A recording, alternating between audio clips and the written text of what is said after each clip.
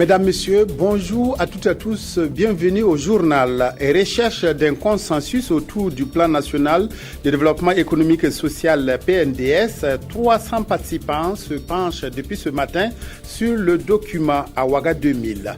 La journée internationale des réfugiés est célébrée aujourd'hui. Le Burkina abrite plus de 32 000 réfugiés maliens qui vivent en parfaite harmonie avec les populations locales. Exemple de bout de bout. Ce sera notre focus.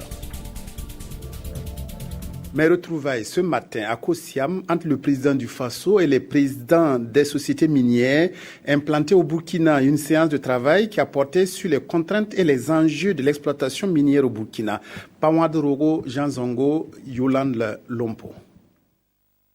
Autour de cette table, les présidents des sociétés minières implantées au Burkina Faso échangent avec Roch-Marc Christian Kabouré. Au menu de ce face-à-face, figurent les contraintes et les enjeux auxquels ces compagnies minières font face. Depuis 2013, le cours a atteint des niveaux assez bas pour finir en 2015 à 1050 $ par once. Ça amène certaines contraintes. On voulait s'assurer aussi qu'au niveau des changements, au niveau du code minier, que les enjeux soient bien compris par les deux partenaires. Donc, on a échangé sur exemple, la TVA sur le carburant. On a discuté des enjeux de sécurité. On se réjouit de la rencontre que nous avons eue qui était positive entre deux partenaires qui veulent continuer d'être partenaires et qui veulent que l'ensemble de l'industrie minière puisse profiter autant aux compagnies qu'au Burkina Faso. Ensemble, les deux parties ont tenté de trouver le juste milieu pour un partenariat gagnant-gagnant. 300 participants se penchent sur les moyens de développer le Burkina à travers le plan national de développement économique et social. Les assises nationales sur le PNDS regroupent pendant 48 heures des représentants de toutes les couches de la société. Ce beau monde devrait parvenir à un consensus pour une appropriation du PNDS qui couvre la période 2016-2020. Reportage Moussa Ouedraogo, Mounira Kéré. C'est parti pour les assises nationales sur le PNDS, le plan national de développement économique et social. Un dialogue multi-acteurs auquel sont conviés 300 participants représentant toutes les composantes de la société burkinabé. Des participants qui ont pour mission de se pencher sur les grandes orientations du document du PNDS en vue de sa finalisation. Le PNDS appartient à tous les Burkinabés. Donc il est important que tout le monde participe à son élaboration.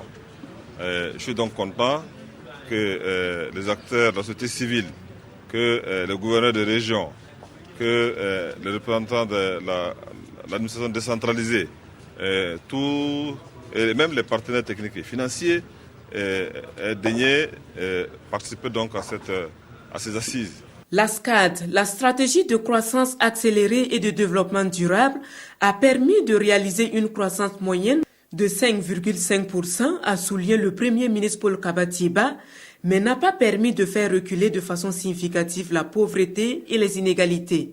Le PNDS, lui, s'inscrit dans une dynamique de transformation structurelle de l'économie burkinabé. Avec l'accession du président Roch-Marc Christian Kabouré aux responsabilités, il y a une rupture dans la gouvernance, il y a une rupture dans la conception de l'économie. Il y a une rupture dans la conception du plan. Le plan, maintenant, est conçu comme étant un instrument qui exprime la vision du président et qui est centré donc sur des objectifs précis. Ce nouveau référentiel fixe la stratégie de développement économique et social pour la période de 2016-2020. Il est attendu de ses participants des échanges fructueux qui permettront d'améliorer le PNDS afin que le Burkina puisse disposer d'un référentiel solide et crédible qui guidera ses pas vers une croissance forte et durable. La 11e journée des entreprises organisée par l'Institut international d'ingénierie de l'eau et de l'environnement des yeux s'est tenue à Ouagadougou. Ce fut une nouvelle opportunité pour faire une adéquation des offres de formation initiale aux besoins des entreprises. Cette rencontre devait aussi permettre aux étudiants de connaître les entreprises. Oumar Zombré, précision. Pôle de compétitivité au service de la croissance économique en Afrique. et l'entrepreneuriat au féminin. C'est autour de ces deux thématiques que se tiennent les 11e journées des entreprises de l'Institut d'ingénierie de l'eau et de l'environnement des IE. Ces journées offrent une vitrine de rencontres et de partage entre chefs d'entreprise et étudiants. Pour le directeur général de l'Institut, le professeur Amadou Amamaïga, ces journées sont une occasion d'échanger avec les partenaires afin d'assurer une adéquation permanente des offres de formation initiale aux besoins des entreprises. En outre, elles permettent aux étudiants de connaître les entreprises et de se faire connaître. En tant qu'étudiant, je me dis que ces journées étaient un avantage, étaient un atout pour nous les étudiants de décrocher des stages, un emploi. Si vous remarquez, il y a beaucoup d'entreprises qui ont déjà envoyé des demandes pour recruter des étudiants et aussi des stages. La majorité ici, les étudiants de DG, c'est ici que nous gagnons les stages pendant ces journées. Donc nous ne pouvons que dire que ces journées sont très importantes pour nous.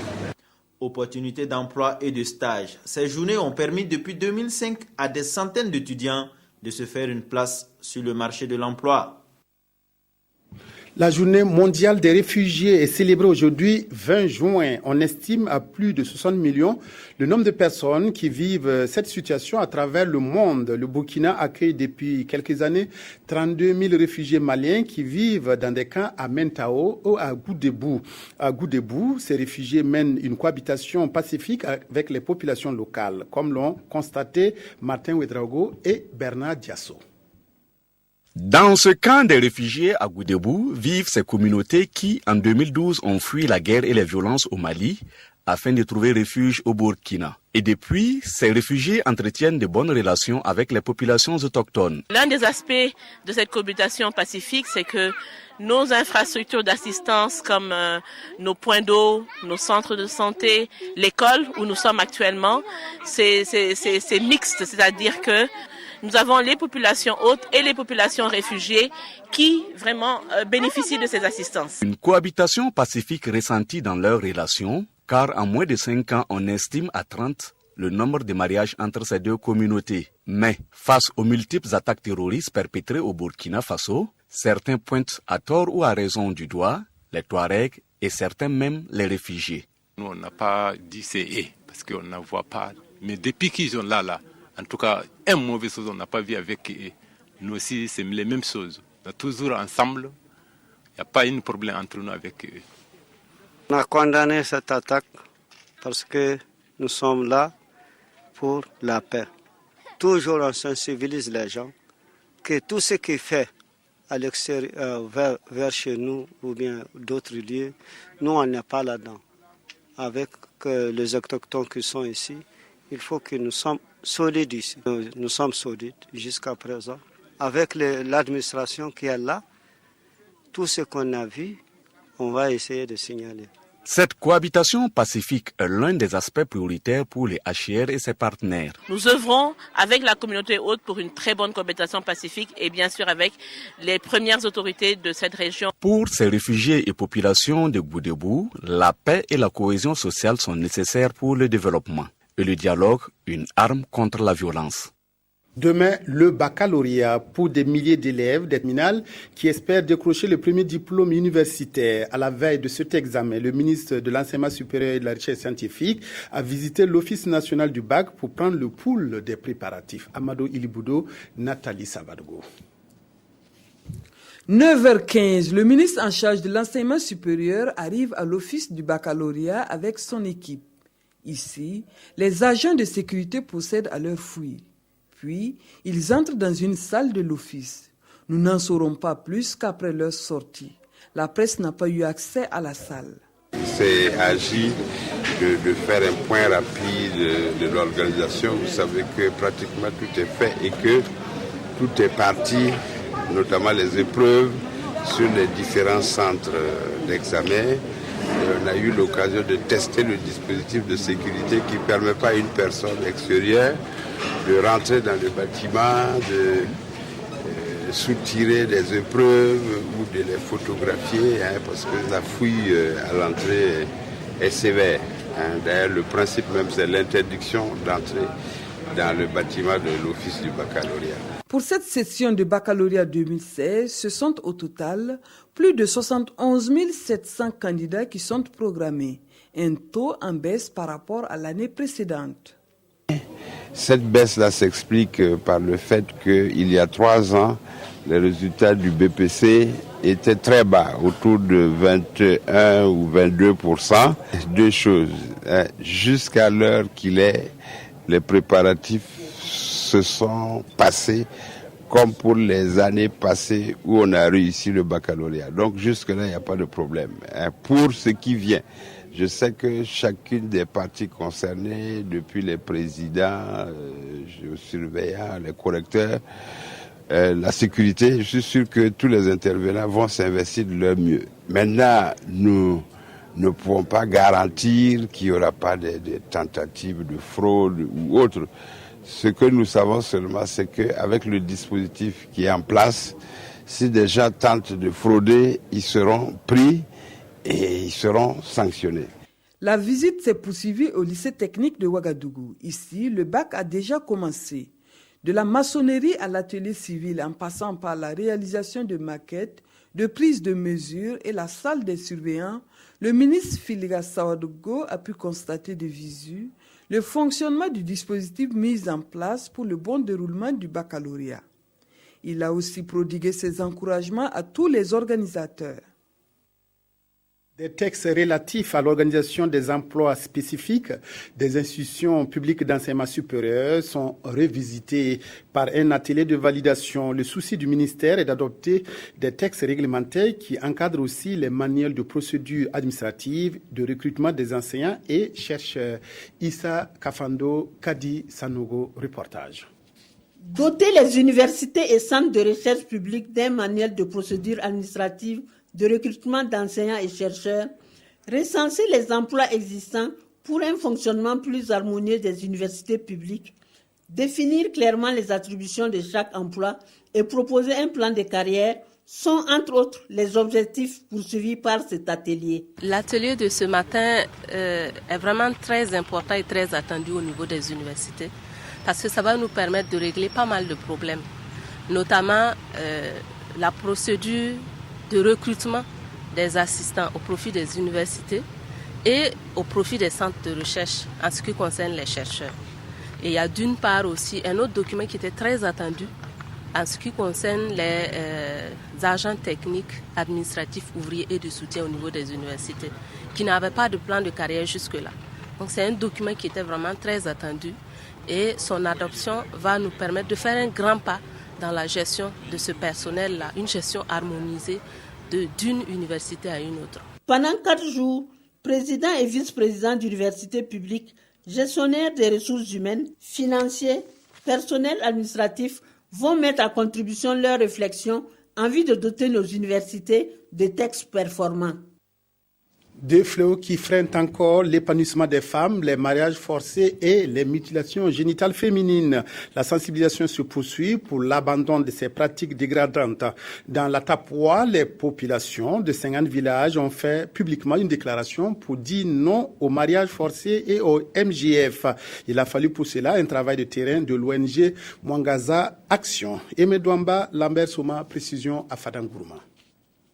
L'ONG Mwangaza Action s'active dans la lutte contre les mariages forcés, précoces, ainsi que l'excision dans la Tapua, une province où le phénomène ne faiblit pas. En permettant aux différentes sensibilités des 50 villages touchés par le programme de faire une déclaration publique pour dire non à ces pratiques, Mwangaza Action entend responsabiliser les communautés à la base. Avec cet engagement, il faut travailler avec la communauté pour l'aider à la maintenir.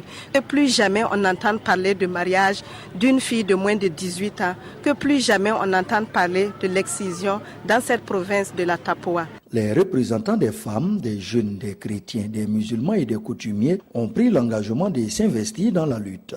Nous avons la chance d'avoir cet appui qui nous aidera à faire progresser cette information au niveau de nos communautés.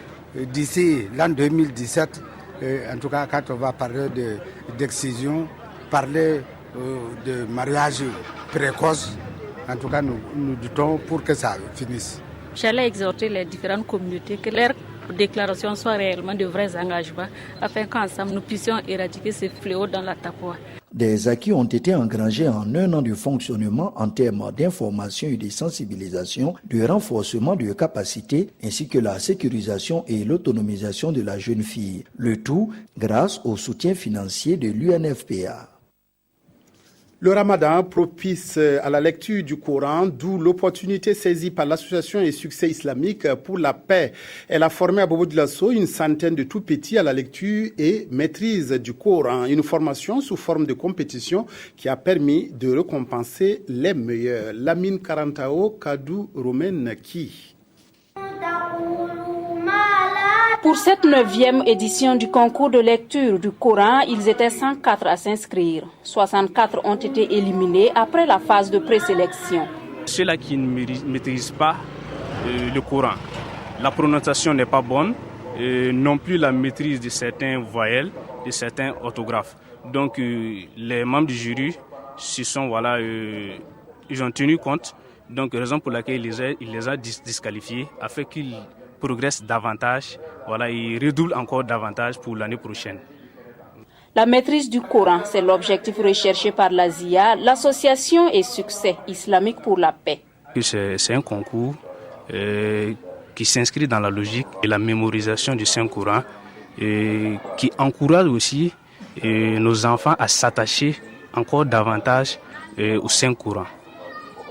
Les 3 premiers en lecture de Coran ont reçu entre autres des vélos, des téléphones portables, des pagnes et des enveloppes allant de 25 000 à 60 000 francs CFA.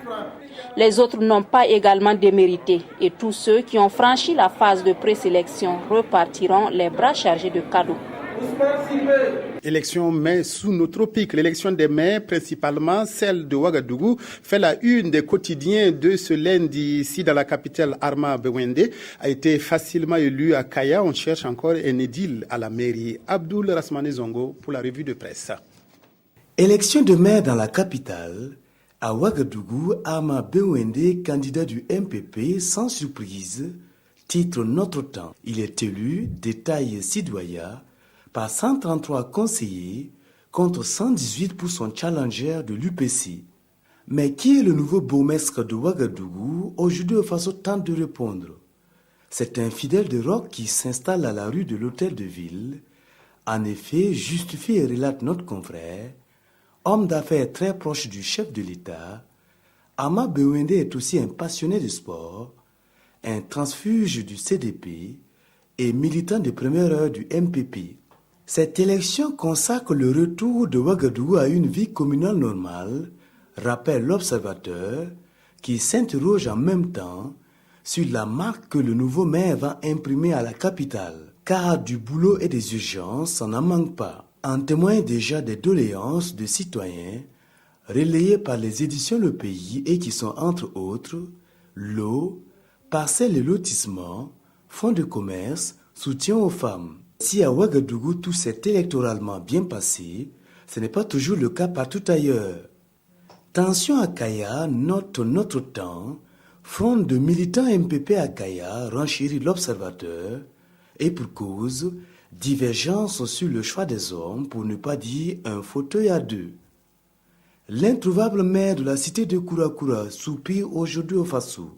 Le même questionnement se pose à Oundé à Banfoura, où le doute de plus en plus troublant semble être la chose la mieux partagée. Voilà, vous l'avez constaté tout au long de cette édition. Nous n'avons pu signer les noms des différents intervenants. Toutes nos excuses donc. Fin de cette édition. Merci de votre aimable attention à la RTB.